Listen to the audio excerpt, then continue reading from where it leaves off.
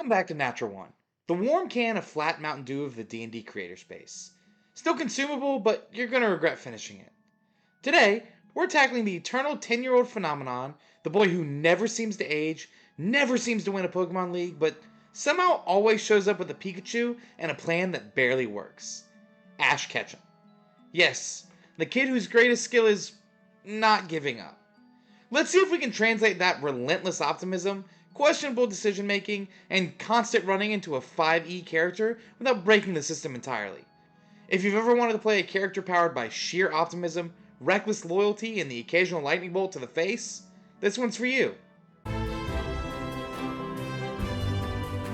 Maybe you think I'm a little too brash, but the master is here, and my name is Ash. Ash Ketchum may be the very best, like no one ever was, but in D&D, even the best have to have the normal guy stats. So let's see how the kid from Palatown fares when you take away his plot armor and his army of overpowered rodents. We're starting with a 15 in Charisma. This kid has talked down legendary Pokemon, convinced gods of destruction to chill out, and somehow made Pikachu his best mate despite electrocuting him on the daily. That's not luck, that's Charisma. And probably a mild concussion. Next up, a 14 in Wisdom.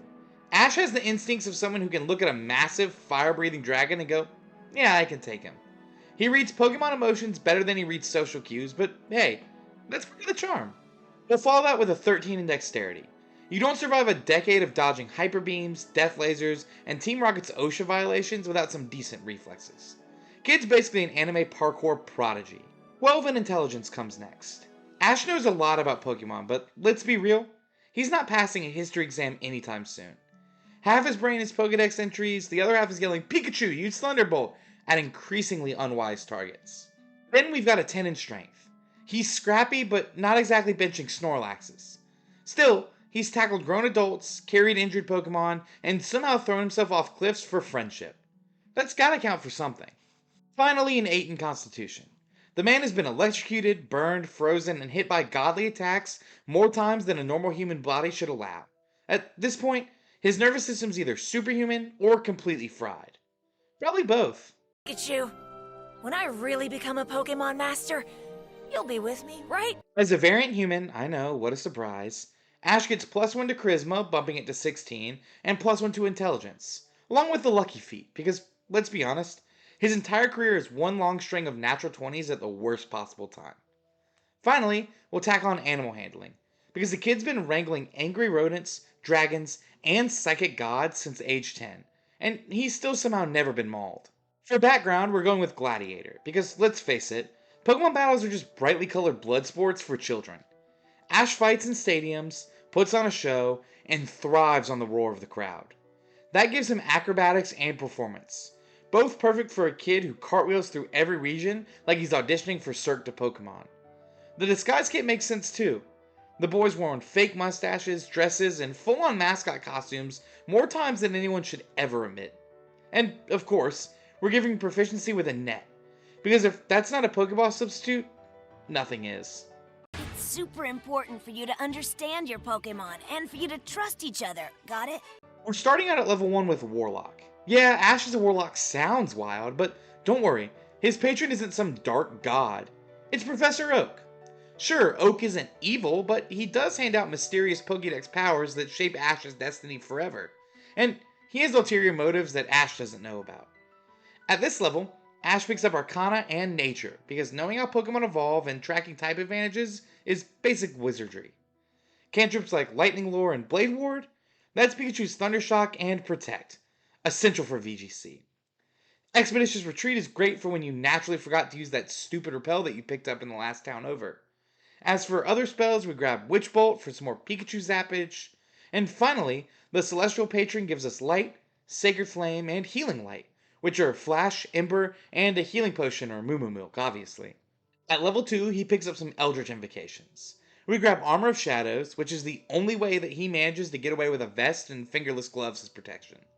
He also picks up Eldritch Mind, representing that laser focus he gets mid-battle, where he tunes out everything except the heart of the cards. Wait, wrong franchise.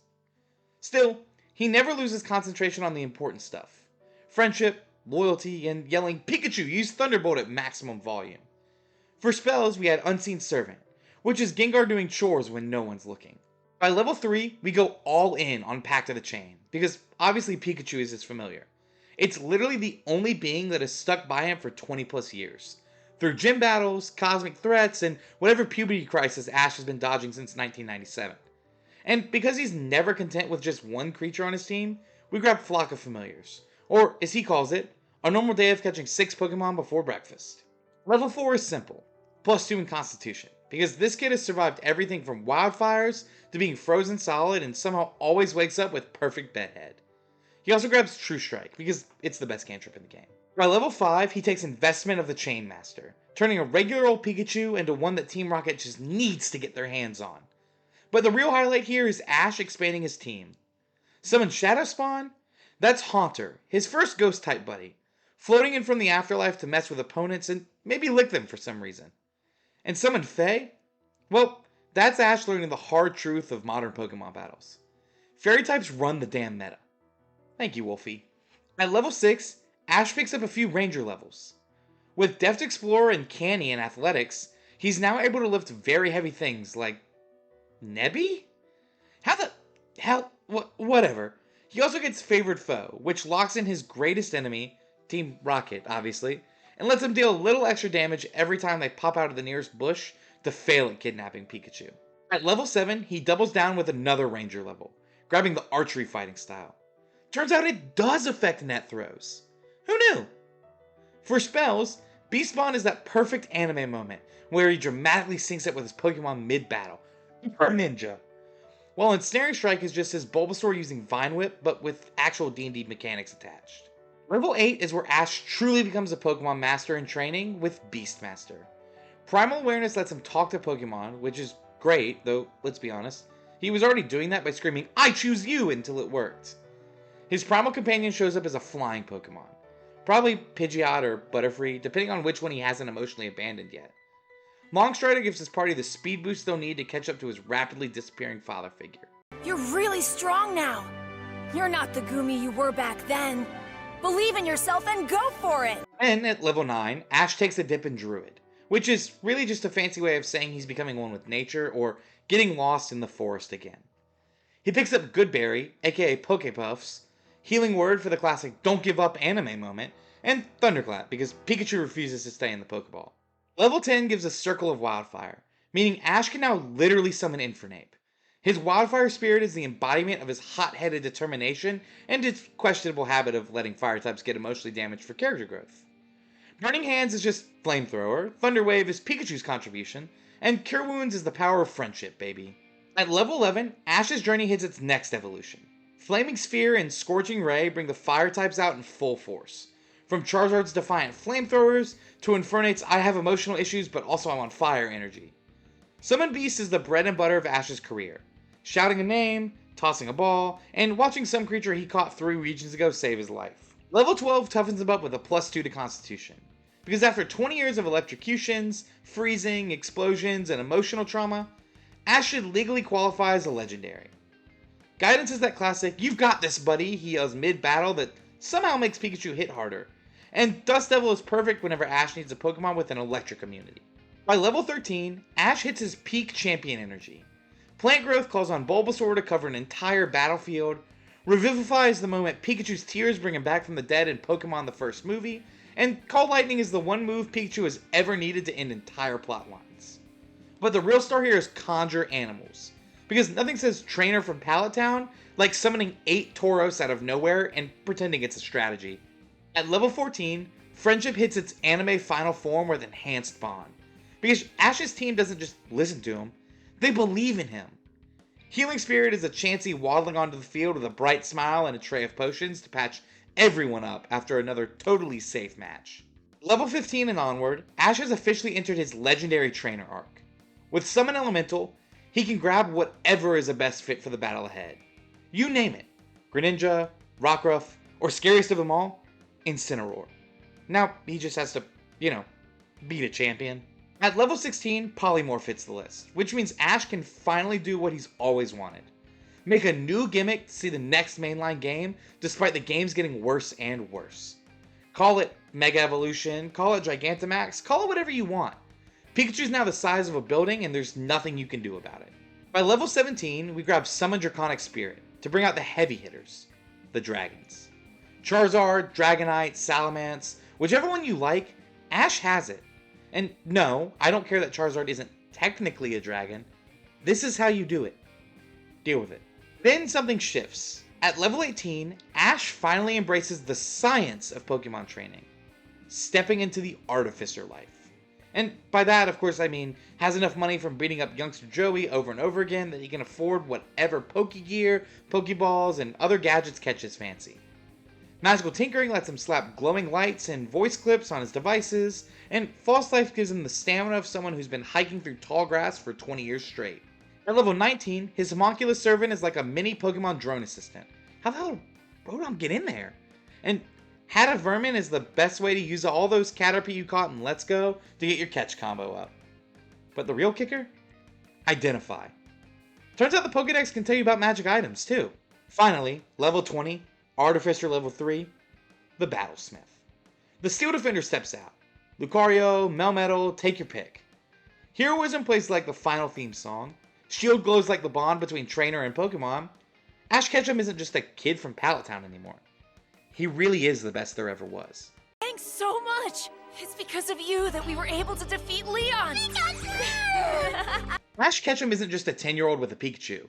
He's the 10-year-old with a Pikachu. Let's break down what makes this Pallet Town prodigy shine in D&D terms. He's got a Pokemon army by his side. Ash isn't fighting alone. He's rolling deep with a constantly evolving roster. Between Pikachu as his constant companion, his Wildfire Spirit, Flying Pokemon buddies, Ghost-type Haunter, 8 Tauros, and a dragon-heavy endgame, Ash can literally summon the right Pokemon for the right moment. He's a one-kid tactical army ready to adapt to any battle scenario. He's also a master over type advantage. Ash brings the full spectrum of elemental and status damage to the table. Lightning, fire, grass, draconic, energy, you name it. He has a Pokemon for it. With his summons and spells mirroring type effectiveness, he can counter nearly any enemy before they even realize what's happening. As long as he chooses not to just put Pikachu in against a ground type for some reason instead, that is. He's got an uncanny battle sense. Between Favored Foe, Beast Bond, Primal Awareness, and Eldritch Mind, Ash reads the battlefield like he's been doing it for decades. He knows which Pokemon to throw, which attacks to call, and when to pull back. It's less roll dice and more anime protagonist intuition. And it shows. He's also got some great healing and support. Now, Ash isn't just raw power. He can keep his team alive in impossible situations. Goodberry, Healing Word, Mass Cure Wounds, Revivify, Healing Spirit aka Chansey, and Aura of Life let him patch up his squad mid-battle. He's constantly keeping the momentum, making sure his Pokemon and allies can fight another round, all while yelling something cheesy like, "Don't give up!" However, even the greatest trainer in the world has weaknesses. Let's see where Ash's anime-level optimism and plot armor can't carry him much further. He's got limited durability. Even with all his training and Pokemon at his side, Ash's constitution is low, and his strength isn't that impressive. He can survive cannon fodder and explosive anime scenarios in canon, but in a real D&D fight, one bad crit or a big hit from a legendary Pokemon could take him out. He's also resource reliant. Ash's power is in his Pokemon. Most of his strongest moves are done through summons. Wildfire Spirits, Draconic Spirits, and his Steel Defender. Without them, he's just a kid with some clever tricks, a net, and a lot of shouting. Solo adventuring is not really his strong suit.